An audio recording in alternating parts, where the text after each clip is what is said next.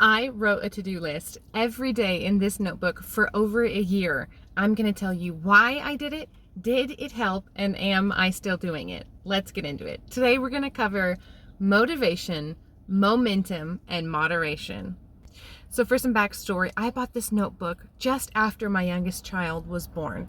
My oldest was not even 2 years old yet, so I was very briefly the mom of 2 under 2, which is world renowned for being a very hard stage in parenting. Before our children were born, we had suffered a stillbirth and a miscarriage, and I found that after our first, had a lot of postpartum anxiety. However, after our second, I had a lot of postpartum depression. What suddenly turned into intense fear and trembling, where I could almost feel my pulse in my throat if anyone else held my baby, even my husband, that all turned into, I was so anxious, I was almost locked into my body. The fear of failure was so intense. I was afraid to get out of bed and felt like anyone else would be able to mother my children better than me. It was so hard to get up in the mornings during that time. And this notebook became my saving grace. Years later, when I wrote a book on how stillbirth and miscarriage affected me and what I did to get through it, I was inspired by these colors and created a marble effect on my book because this had brought me so much comfort during that season.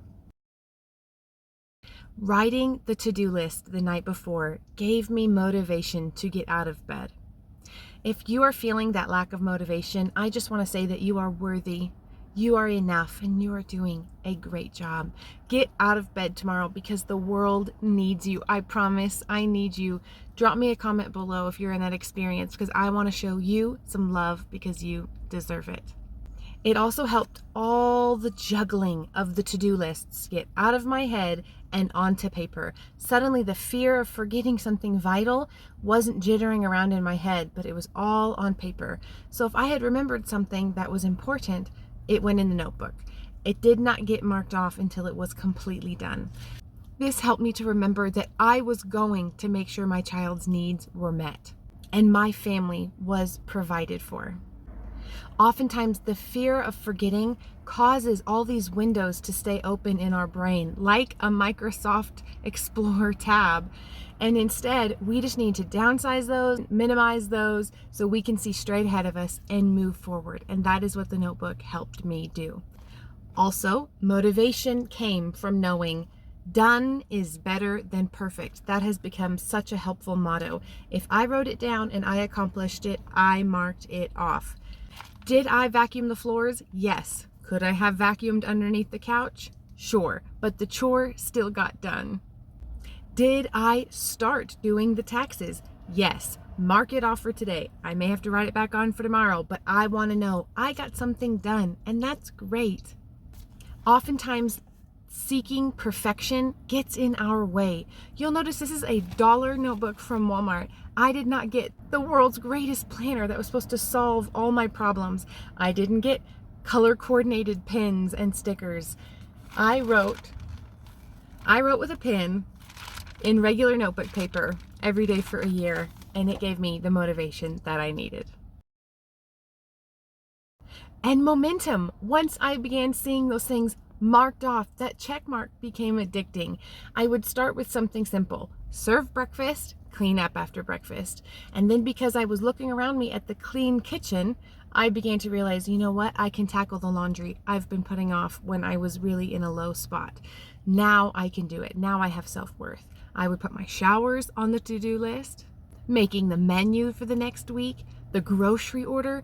All of this helped me to make sure that I was moving myself forward, even though I was still battling all that within me. Now let me add a caveat.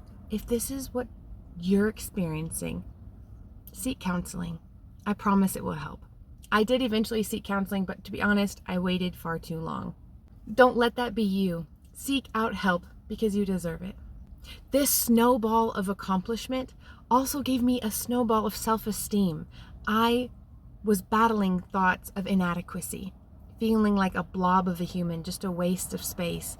And these small acts that I was accomplishing reminded me that I was enough and I was worthy to be the mother of my lovely 2 children that I waited so long for.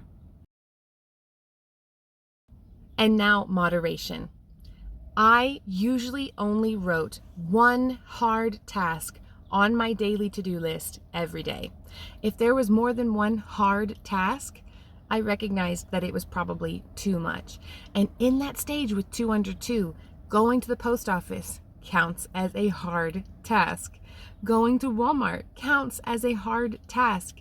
Trying to juggle an almost 2-year-old and a newborn and their constant feeding schedules, burping schedules, and 2 kids in diapers, it took a village to get those kids out of the house. So by limiting myself to just one difficult task, I was able to ensure that 1, I would get that task done, but 2, I wasn't overwhelming myself. Everything in moderation. Accomplishments in moderation. Working hard in moderation. This is the long haul. These children will be with me the rest of my life, and I hope to be an active part in their kids' lives as a grandmother. So I have to play the long game here. Even seeing how big the list was, sometimes I would realize, okay, none of these are big tasks, but it's still too many tasks. Keeping up with feeding a baby every 2 to 3 hours, diapers, laundries, food, it adds up. It is okay to recognize that what you've written down for yourself is too much. What can you roll over till tomorrow? What can you ask for help with? Also, when I noticed that I needed rest, I would write, take a bath, make and eat a cookie, drink a glass of tea, go to Sonic. Just a small little reminder that I am also worthy of rest, because if I fill my tank, then I'm able to overflow and fill the little hearts of my children. If the caregiver is burnt out, everything comes to a screeching halt. So be intentional with taking opportunities to rest. Motivation, momentum, and moderation. Those are the 3 ways that this book helped me.